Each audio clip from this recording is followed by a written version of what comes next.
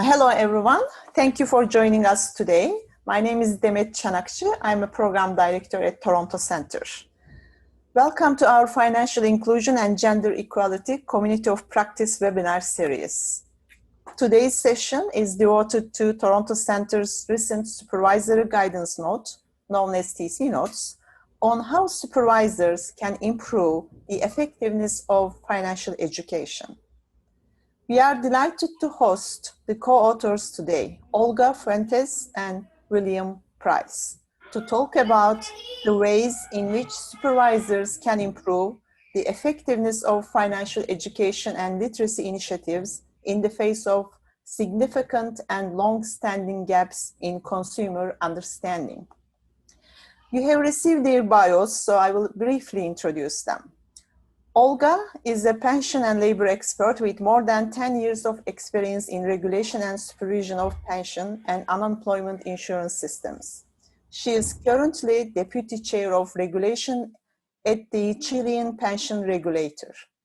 She is also Vice President of the International Organization of Pension Supervisors. William is the CEO of the 3P Global. He has worked for the World Bank, UK Treasury, UK Pension Regulator, and International Organization of Pension Supervisors. He is a member of Toronto Center's Advisory Board for Insurance and Pensions, and also contributes to Toronto Center programs for pension supervisors as a program leader. Before I pass this over to Olga and Will, I want to thank our funders, Global Affairs Canada, the Swedish SIDA, the International Monetary Fund, Jersey Overseas Aid and Comic Relief, USAID, without whom we couldn't achieve our global mission. We have a great discussion ahead of us and look forward to your questions. Please use the Q&A tab to submit your questions during the presentation. It is now my pleasure to hand over the session to Olga and Will for their presentation. Enjoy the session. Over to you, Will and Olga. Great. Well, thanks very much for the kind introduction. And I will start. Let me just get the screen up.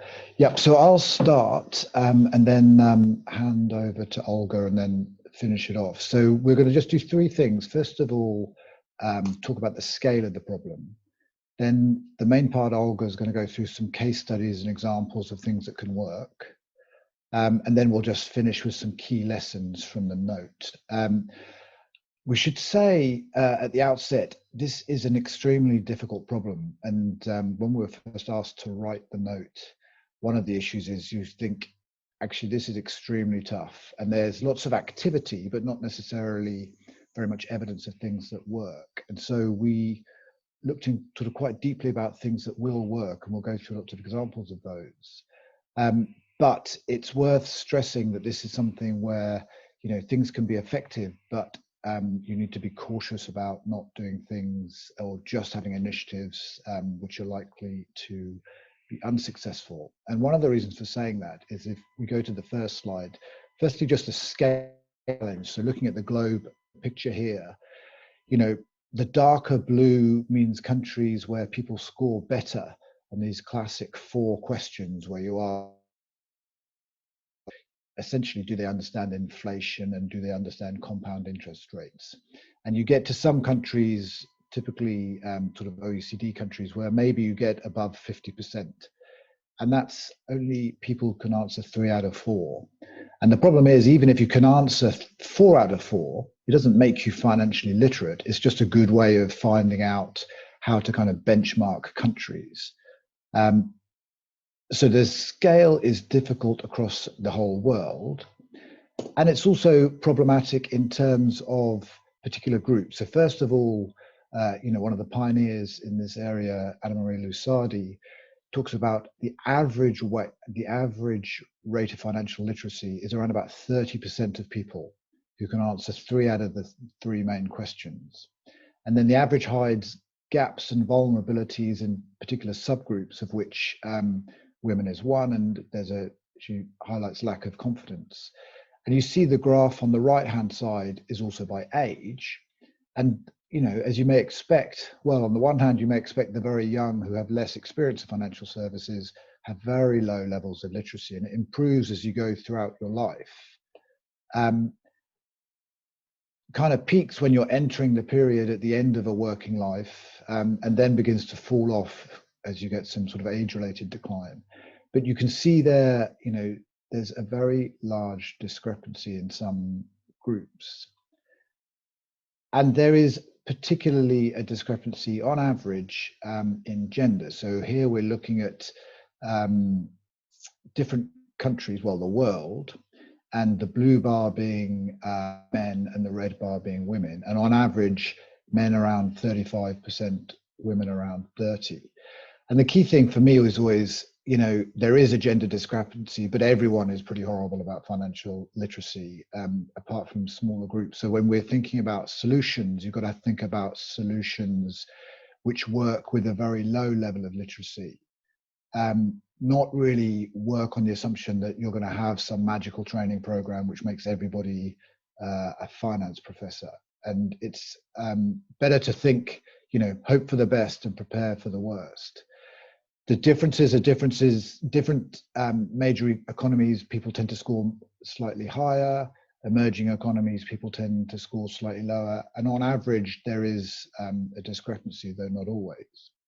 And then when you look into more disaggregated data, so looking at this sort of complicated picture on the right, lots of different countries. There's actually, the study this is based on is over 30 countries, but this is a snapshot.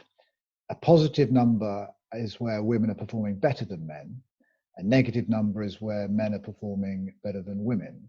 And you see, obviously, as you would expect, there's differentiation across countries, and there's also differentiation depending on the type of question. So the first question in this study is more of a budgeting, if you're going out shopping, spending real money. And then there's more of a kind of technical look at this graph question. And then there's, I don't know quite how to take the final one. The final one uses the analogy of a sports ticket, where men do particularly well on sports tickets, but not much worse on actually going out and doing the shopping, which is kind of item A, which is not good for my agenda. But anyway, there's a lot of differentiation. So, you know, you should start with the assumption in your country that things are going to look particularly bad, but quite how bad they are and in which areas will kind of depend. And then in quite a detailed chart, of course, when you're approaching this from the perspective, on the gender perspective, there are a whole bunch of gender issues on which people on the call are going to be far greater experts than I am. But one of the key things, obviously, in a kind of pensions retirement case is that women live longer. So on the left-hand side in the red box, here you have by different countries life expectancy at retirement. So there's a gender divide. So this part, left-hand side is males, right-hand side is female. But there's also an income level discrepancy. And if you're a low-income male, you're going to have the worst life expectancy in your country typically. And a high-income female is typically going to have the best life expectancy. Female will often have the same high life expectancy as a high-income male. And then there's a kind of twin issue here. On the one hand, better life expectancy is a good thing.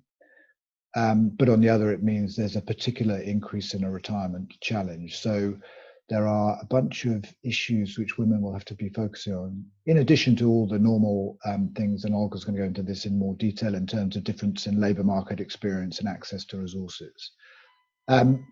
So let me, with that sort of slightly depressing picture on the data, hand over to Olga. And as we say, we want people to sort of start with knowing this is a pretty tough thing to deal with, that there can be successful solutions, but to be thinking that you have to be doing a whole bunch extra than just financial education. So Olga, if I will stop, I will try and stop sharing now. Yeah. Okay, so good morning, everyone. Thanks the Toronto Center for the invitation to talk about this topic.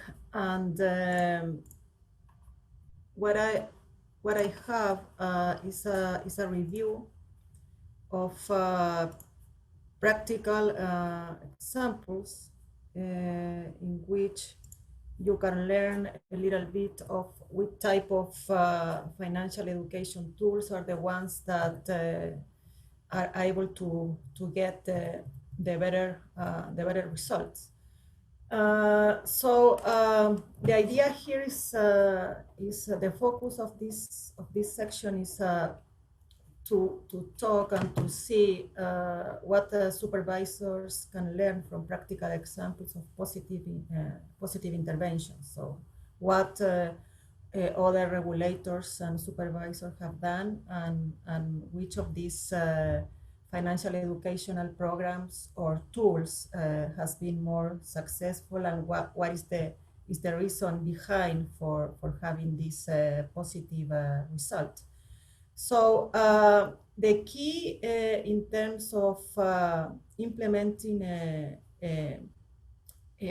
beneficial and positive financial education program is testing and adapting. And when possible, try to do pilot before performing the escalation to the total population or to the population that is the focus of the financial educational program.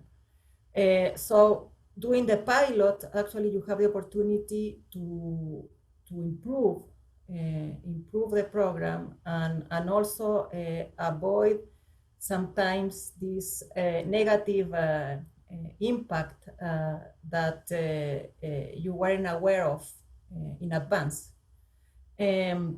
So you can use different approaches to do the design. So you have the focus groups. You have something that is called usability test. But also academia recommends, when possible, to try to design this experimental approach. So in an experimental approach, you can test different interventions, and you use a random selection of individuals to try to capture the effect of the intervention without the noise of produced by other differences between the people participating in the testing. So in general, what you do is that you define a control group, you define a treatment group. You might have more than one treatment group because you would like sometimes to test more than one intervention and also the interaction between them. And what you do is to assign randomly the individuals to these groups to be able to capture the effect of the intervention. You can get more robust insight doing this. And also, like I said before, you can foresee that sometimes some of these programs can have a negative effect. So you can solve that before do the escalation. And also, it's relevant to do the testing and adapting because you can always get very good recommendations, and you can look at what other countries have done, and you can have just a baseline of what type of strategy is better than other. But there are also a specific element of your particular jurisdiction or the population that you want to reach, that the testing and adapting give you more insight on how to do that and be more effective. So the first example is this paper by Carpena and Sia. They did an experimental evaluation to analyze how financial education changed financial behavior. And they did it for different financial services. So they did on budgeting, savings, borrowing, and insurance. And they test different treatment effect. The first one was just give a very generic financial education that was a video-based type of financial education program. And then they interact the financial education program with a goal setting exercise. Also, they interact the financial education with given personalized counseling, and then they interact the three of these elements. So this was experimental evaluation in India. The goal setting and the personal counseling was given to the individuals at their home. Was during a period of 4 to 5 months, and what they argue is that at the end, better outcomes are the ones that combine this financial educational program, but also other specific and more personalized interventions. And also the other element that was relevant in this study was that they understand financial literacy as a more broad conceptualization. So they define financial literacy as a combination of financial numeracy, financial awareness, and financial attitude. And through these interventions, they test the effectiveness of these three elements. So basically, like the main result is that only when you change attitude in terms of having individuals understanding the benefit, for instance, of having a saving account, a benefit of looking for some type of insurance, you get positive results. And a generic, offering just a simple and generic financial educational program doesn't have a significant impact in financial behavior. So the next slide give you the same type of result. These are what is the effect on of financial education on improving long-term savings. And here you have a list of papers with interventions in different countries. And the main result is that only when you combine some type of financial education with the access to having, for instance, a banking account, you get like a long-term effect. When you just allow people access to a saving account without any other program that complement that, the medium to long-term effect in increasing savings and increasing the welfare for the household disappear. Also, in the same line, you have this experimental evaluation with give free access to bank accounts in Uganda, Malawi, and Chile, and again, without doing anything else, the final result is that didn't improve savings or welfare. Also, when you look at debt payments and credit card payments, you also see that emerge these other type of mechanisms in which, for instance, if you send reminder notifications by emails or very simple goal setting mechanisms, you can improve in reducing household debt. And then finally, you have the FCA, experimental evaluation with credit card. This was focused on individuals with automatic minimum payments. And the treatment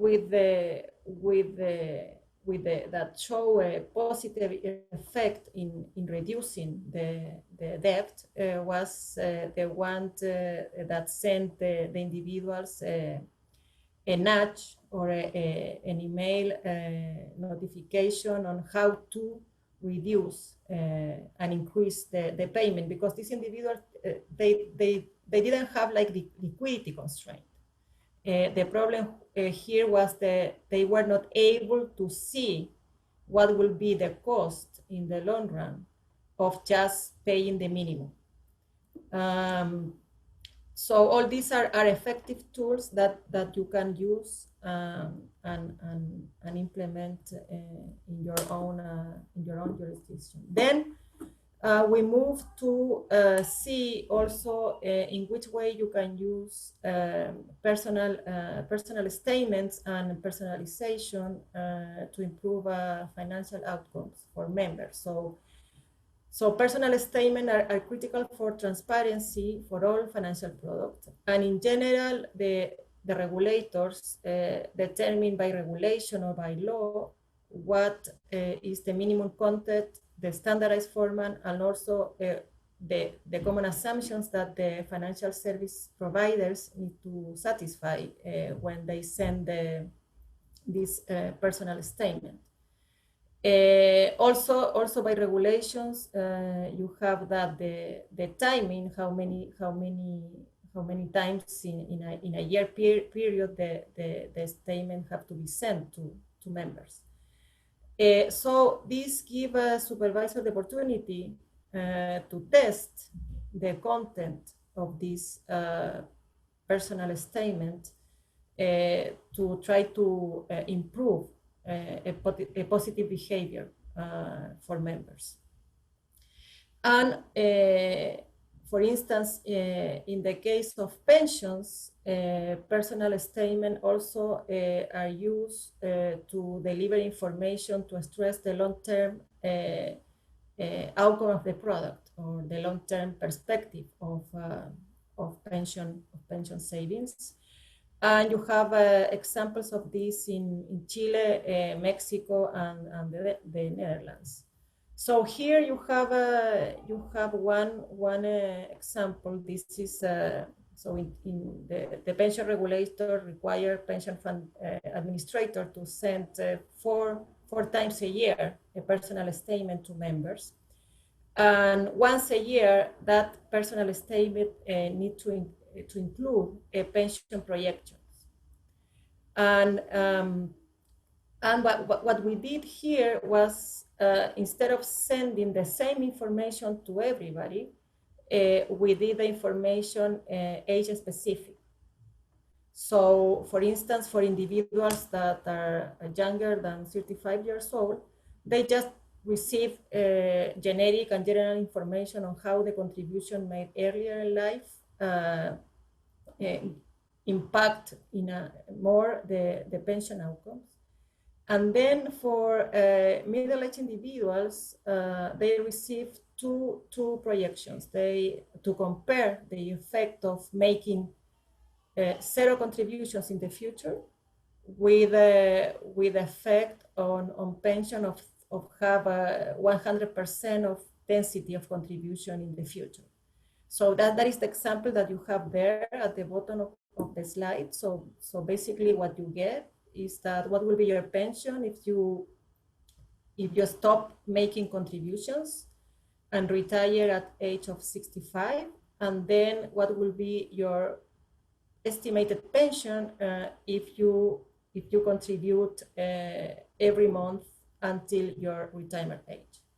And then for women above age 50 and men above age 55, they receive a similar information, but the distinction is that you show them the pension that they will get if they retire at the legal retirement age compared with the pension that they will get if they postpone their retirement by 3 years.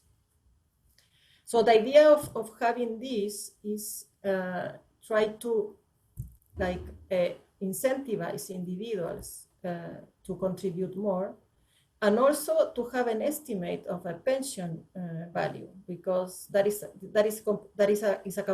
calculation that is not very easy to do, right? So you see how much you have in your saving account, but you cannot foresee how much you will get if you have that total savings.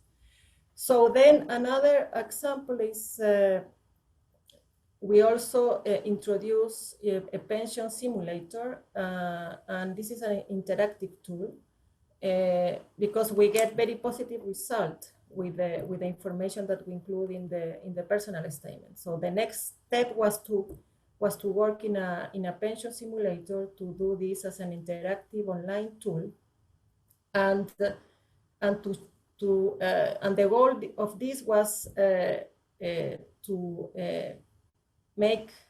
allow people the possibility of play with the tool online and see directly the effect on pension of changing different parameters like postpone retirement, increase the voluntary savings, increase participation, choose a different investment path.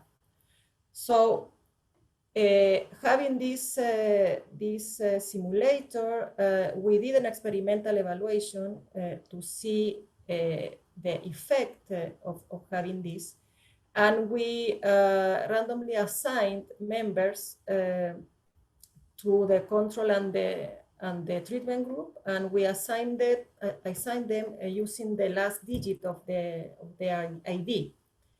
And the control group just received general advice, and the treatment group received the personalized projection given by the simulator. So so the measure of the effect are the following. The overall impact was a positive and significant effect on voluntary contributions. But what we saw also was that the effect began to disappear after the 9th month of the intervention. And the last result was that the news effect is also relevant, because for those individuals that overestimate their pension, they increase the voluntary savings more than the average, on average, by almost 17%. So the main result and recommendation of doing this experimental evaluation was that delivering personalized and customized information is very relevant if you want to have an impact on savings. And second is that you need to have different mechanisms in place to ensure that these decisions have permanent effect and not only a short-term effect. And again, here, what type of mechanism are useful? Not just reminder emails, and also, in the case of the online tool, facilitate the voluntary savings within the tool. So just take the advantage of the individual making this exercise and allow them to play with the tool to see the effect on pensions. And if they want to save, allow them to do that right away through the same tool. And also, I think that this type of tool, so you have calculators for other financial services or for other financial products. So I think that this type of tool and the recommendation that arise from this type of studies also can be easily applied to different financial products. The other example is also related to pensions is that people when they have to retire, they have to choose a pension product. And here also we did an experimental evaluation with annuity. So in Chile, we have a electronic system that allow individuals to get quotations from the industry. And what we saw is that a very small percentage of individuals were choosing the higher value or annuity value. And also we see in this result, one of the conclusions that we got was that that difference in terms of what individuals are choosing wasn't not because of the credit rating of the annuity provider, because the SCOM actually just allow to participate to annuity providers with a high credit rating. So it was more related with how the information was displayed and what type of information was delivered to members. So we did something very simple. We just keep in the table that the individual received the company name, the monthly pension in pesos, and the annual loss in pesos. And we saw in the experimental evaluation that the selection of the higher offer increased to 60% in the treatment group compared to only 25% in the control group. And actually, we did this change in the regulation, in the way that individuals receive the offers. And even though we have to wait a little bit more to see the more medium to long-term effect, we are seeing how the selection has improved just because of the way in which you present the information. So, finally, just to summarize and talk a little bit about gender differences. So we saw at the beginning that financial literacy tends to be lower for women, also for young individuals. Also, women have lower market participation compared to men, lower income profiles, lower contribution densities. Women live longer on average. And also, they face more financial challenges than men in terms of the access to formal financial market and the use of borrowing instruments. So improving the women financial literacy is very key to promote their financial participation and financial security. So some consideration in terms of taking into account gender differences.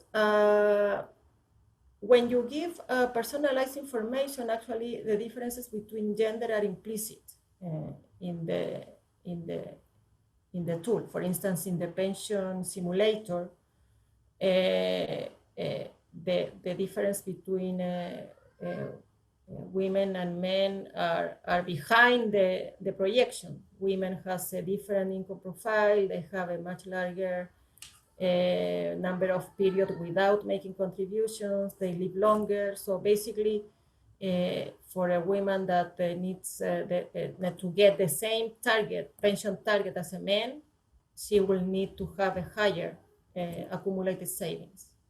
And if you have a woman interacting with the tool, she's going to get exactly that. She's going to get a different recommendation in terms of the total amount that she needs to save to be able to get that pension target. But maybe, I mean, independent of that, I think that is very interesting to see, and this make me think a lot about what we can do in terms of gender, is that even though you have the same tool, educational tool, maybe you can test if making a gender-specific framing give you additional results compared with the one where no distinction is made. And also you can also make gender-specific recommendations, and for instance in the pension simulator, if you see that the main challenge for women is participate in the pension system, so maybe you can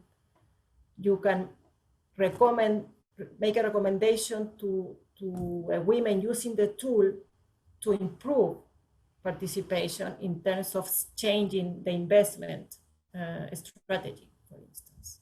And you can give men a different recommendation based on what you see is a challenge more related to men than women. So I think that you can test that and see if you get additional positive results.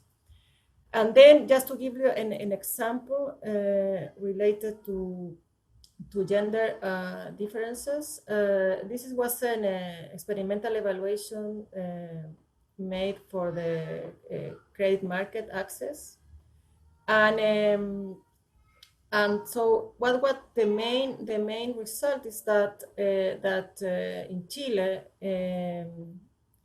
women, there's a significant bias against women in the sense that the credit approval rate was 20% lower than men, even when you consider that women has a better performance paying a credit. And this result didn't change when information was given regarding the better performance of women paying credit. So here, the solution in this case goes beyond education of having the proper information delivered to in the case of the male officers, the lone male officers working at the banks. So the authors suggest that the change in attitude is needed.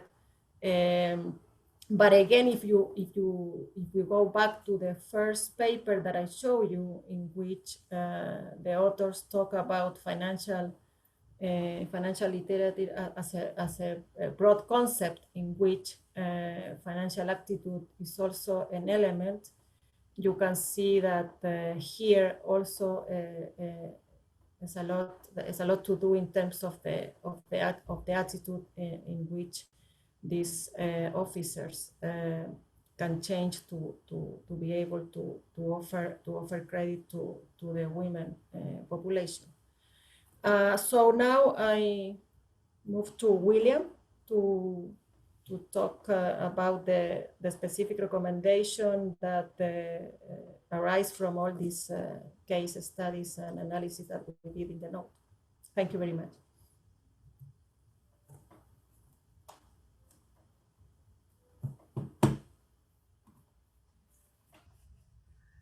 Thank you, Olga.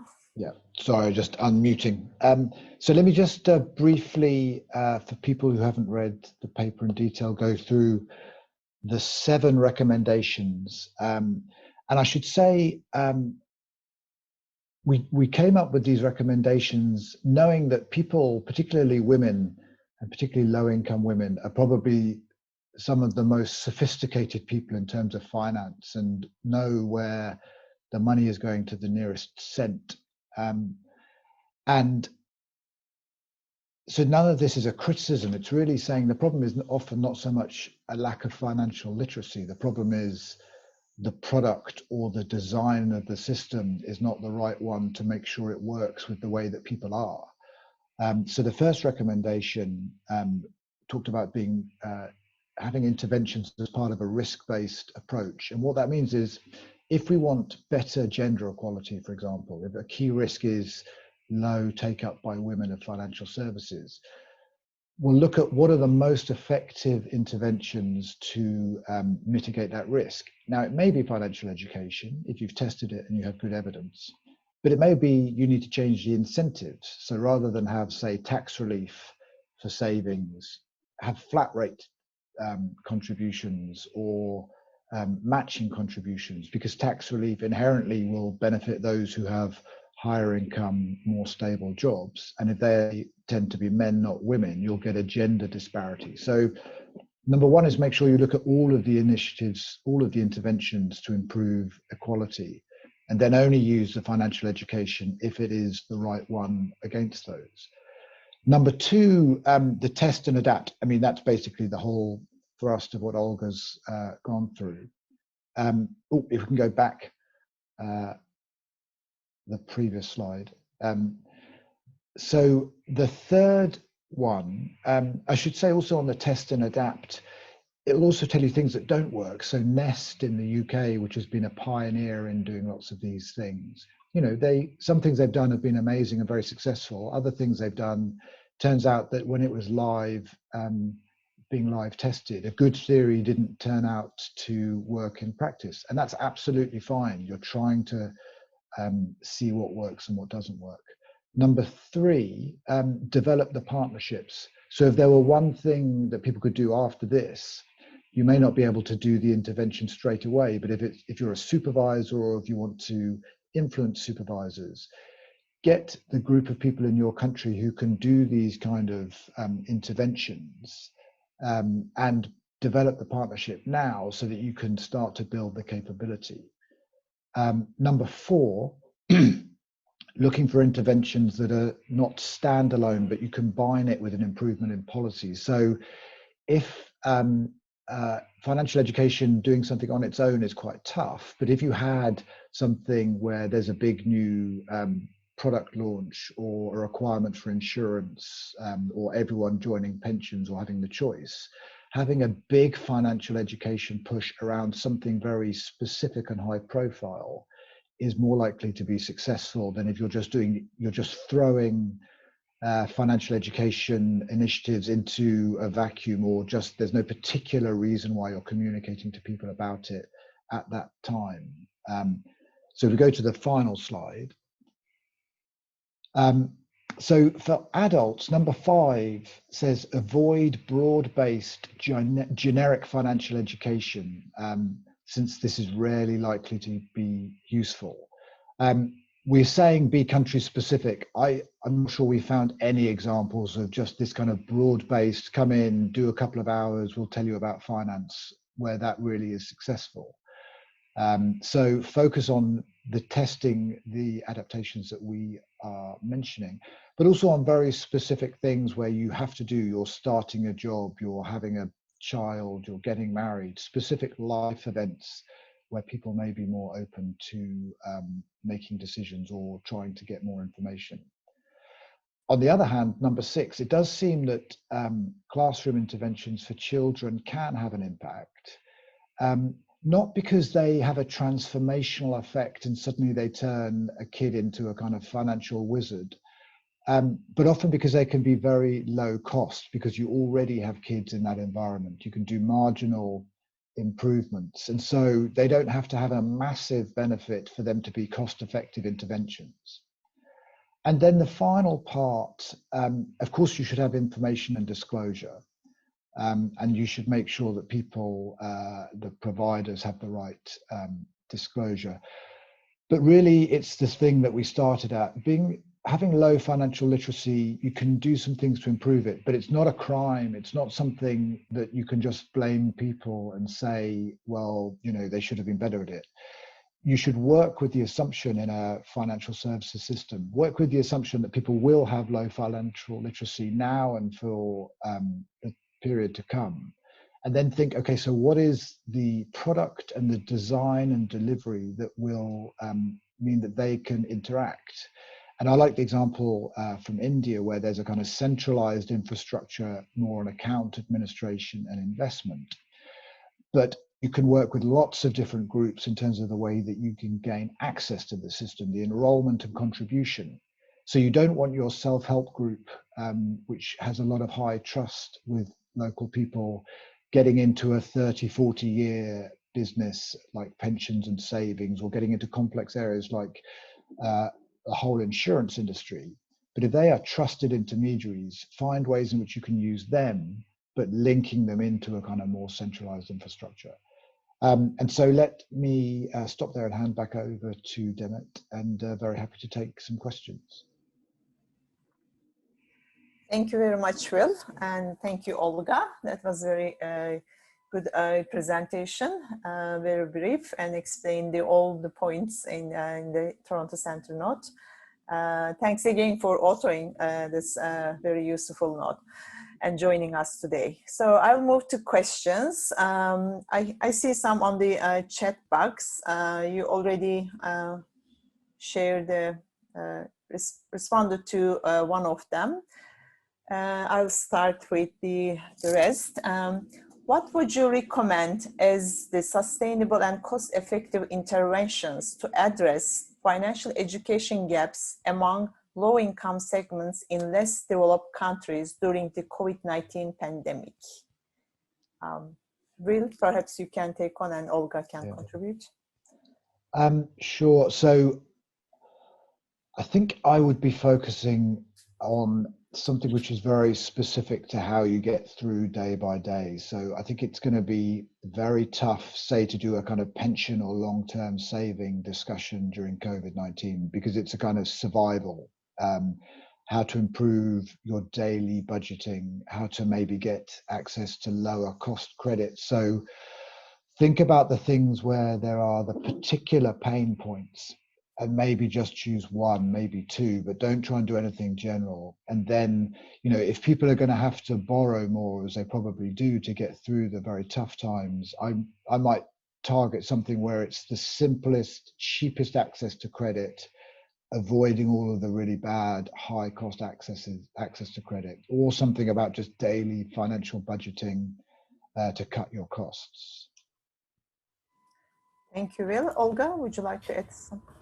Yeah, so I think that something very like focus that you can do is that the government is introducing this type of subsidies to individuals during the pandemic. So this is happening here in Chile, and we have the emergency family income, the employment protection benefit, and sometimes people don't get and don't understand how to get them, what are the requirements. So if you want to be very like pandemic specific and try to help people, that maybe just given that information in a platform, very simple to understood, and very simple to get, you can do something that is going to be beneficial for them in the currently actually. Thank you, Olga. One more COVID-19 related question. The paper speaks about the challenges and opportunities of digital financial literacy. Can you speak a bit more about the implications of COVID on digital financial literacy, as well as any gender implications or issues related to digital financial literacy? Sure, yes, same order. Well, so, I mean, maybe one of the few silver linings of the pandemic is that people are going to, or at least in some areas, people are using the fintech more, financial payments, just from a kind of people not wanting to take cash. So maybe that there's some element to which people are going to be sort of more open to trying some of the new things in terms of the digital approach. I think for all of these things, it would be, what are the platforms that people are using? So if you're looking particularly for gender, so there are hundreds and hundreds of different payments platforms, for example, and some with large providers, some with very small providers. I would be looking in my country, which are the ones that that women are actually using, and then maybe trying to pilot or target those groups and work with some of those providers to, you know, if the aim is to sort of improve savings for the next pandemic, almost, if you like, work with those people who maybe there's a basic bank account, but then there's a savings capacity that's not being used, and see if you can develop that relationship. But just be completely open-minded, because my guess is, some providers, some apps, some solutions work, as we all know, the whole M-Pesa in Kenya via Vodafone works incredibly effectively. It's been quite difficult to get that model in other countries, but other countries have other forms of digital payments and digital savings which work. So try and work through the route that's working. And then also just the point I made before in terms of, if you're then getting into very long-term savings, don't try and turn a really nice payments app into got to work for 30 or 40 years. Use it as the link point to something which is kind of more stable and will definitely be there. So you're creating an infrastructure where the access and payments can be very flexible and ubiquitous, but the kind of core, how do I run my system for 30, 40 years, is a little more stable. Thank you, Will. Olga, do you have anything to add to Will's point? Yeah, I think that the world post-pandemic is going to be one that the labor in which we work is going to change. And I think that part of that change is going to be permanent. So I think that we need to try to think about how to incorporate individuals doing what is called today these non-standard forms of work. So I think that the participation of the non-standard forms of work is going to be larger after the pandemic. Mm-hmm. And then you will have new challenges in which, for instance, how to incorporate them to the pension system, how to make them to save in a regular basis, how to make them to use different financial products. So I think that is a challenge, but also it's an opportunity, because we have that problem today. We have self-employed workers or informal individuals that doesn't contribute much, that they don't have a lot of savings, they have a more volatile income profile, and you need a financial solution to them. So I think that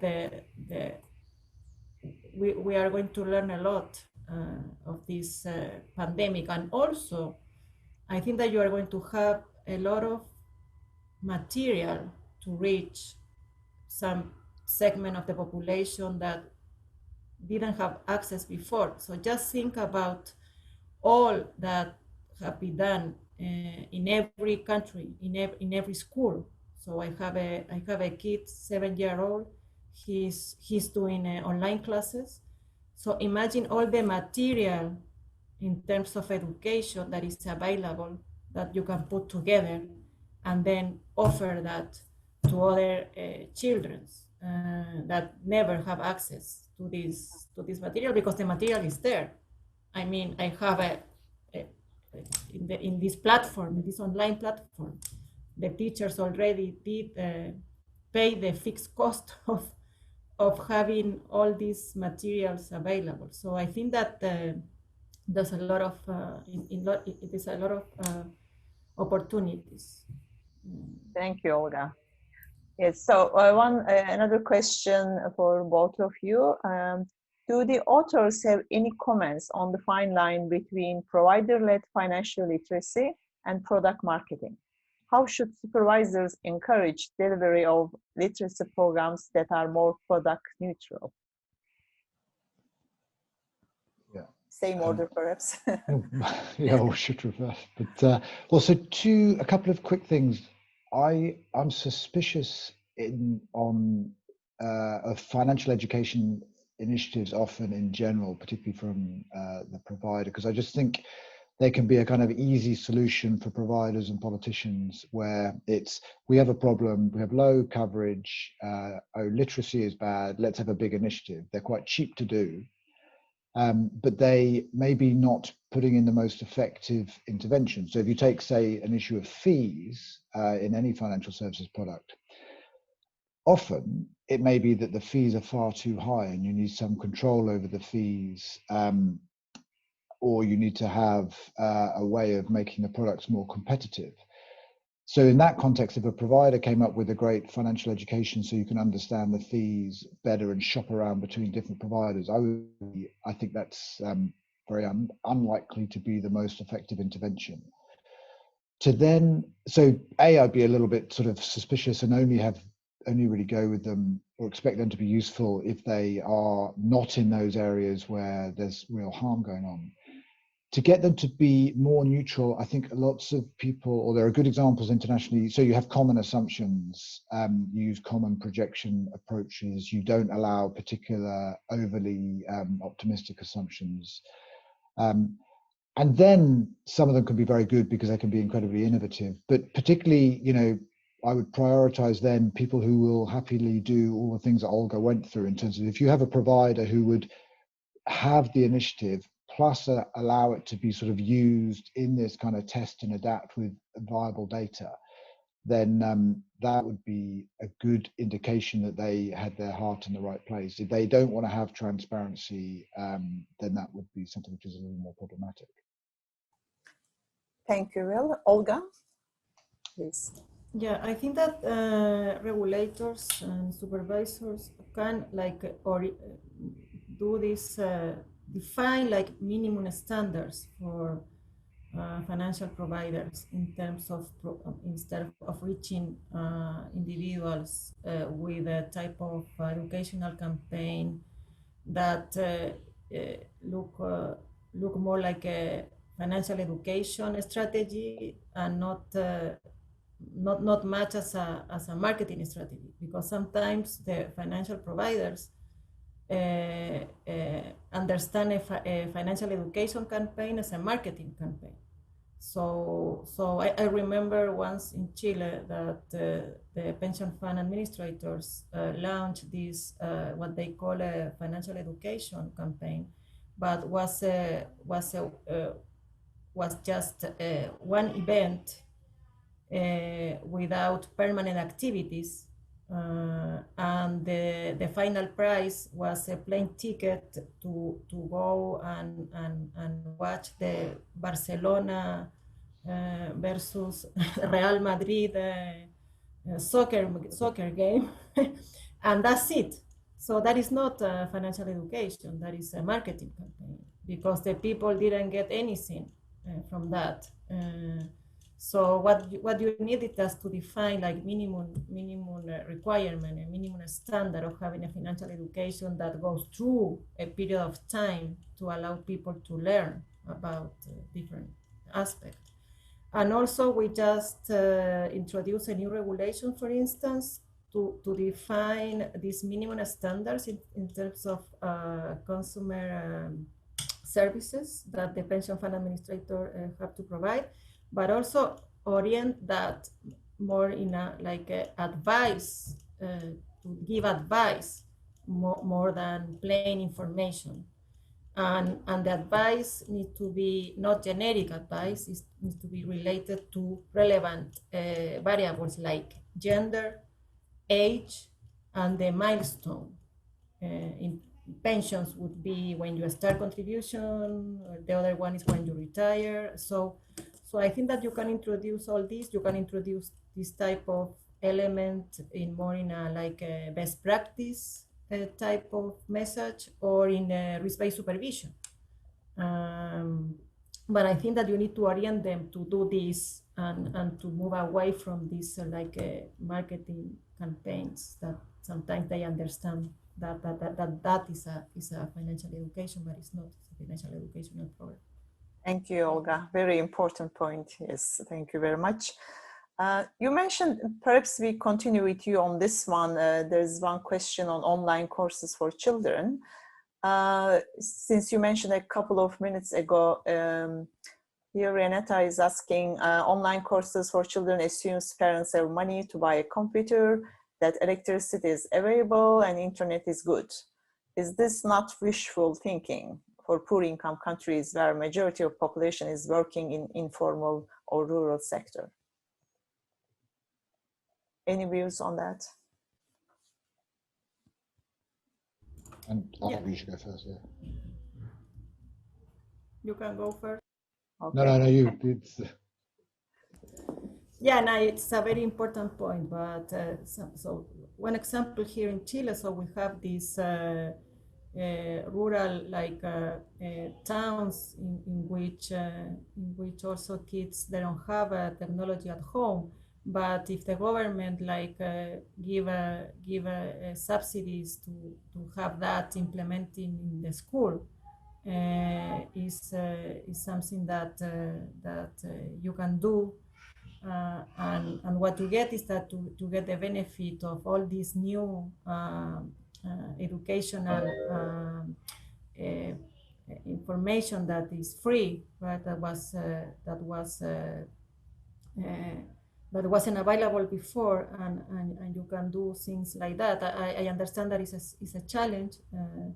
Sometimes in rural areas, children has to walk for an hour to get to school, but I think that you have a collaboration of also of the government, the municipality, to be able to have a setting and a space for children to take advantage of this information. Thank you, Olga. Will? Well, I would say whatever is working in the country is the thing to build on. So I agree. If online internet use of computers is beyond people, which it often will be, then it's, there'll be a local group. It could be a church, the schools, as Olga says. It could be a self-help group. It could be around, in Ghana where we were working, the cocoa farmers have a very strong infrastructure. Whatever is there that is a sensible and trusted intermediary group, try something simple through them. And then again, let them be the gateway, but don't ask them to do too much. Don't even ask them to try and be kind of finance professors, just enough to say, this is a good thing, this is how it can help, and then this is how to gain access. Thank you, Will. We are running out of time, so I'll just ask you one last question from pre-submitted questions. It's more general, and those of you who submitted submitted questions earlier, thank you very much. In your view, are supervisors generally aware of and committed to integrating women's gender issues in financial education in their supervisory functions? Do you have specific suggestions for raising awareness of gender issues with supervisors? Will? I think it's probably right that there are many supervisors who are not prioritizing the issue enough. Partly, maybe it's data, but as we were saying at the beginning, the data is going to be horrible, whatever you do. So you could try that route. I think my main one would be, if you're not a supervisor, come to them with a solution and a partnership and a solution to give them something very practical they can do, because supervisors tend to be more practically minded. Don't just sort of come with the problem, which they probably know but haven't prioritized, but it's, will you participate with us in this study with University X and Group Y? Will you help change a particular regulation which may be helpful? Something very practical and specific which can take things forward. Thank you, Will. Olga, would you like to? You have the last word. Yeah. So what have done in the last couple of years is to start publishing all the statistics, also disaggregated by gender. And also we publish a couple of reports in which we stress what is the effect of gender on the pension outcome. And we show the effect of the contribution densities, the effect of having lower income, higher longevity, and to see in an explicit way what is the effect and what will be the actions that you can take to increase your pension. So, and actually the publishing the statistic by gender is a requirement of the government, because the government introduced a gender equality agenda. So we start doing this as a voluntary on a voluntary basis, but now it's mandate. It's mandated by the government. So I think that is a way of doing it, and also, like I said before, to request and ask providers to make the recommendation and advice focus also on gender issues. Thank you, Olga. And thank you very much to both of you for your time to joining us today. And thank you for the participants being with us this morning or afternoon. And have a nice day and keep safe. Stay safe. Thanks so much. And thanks for the great questions. Bye. Thank you very much.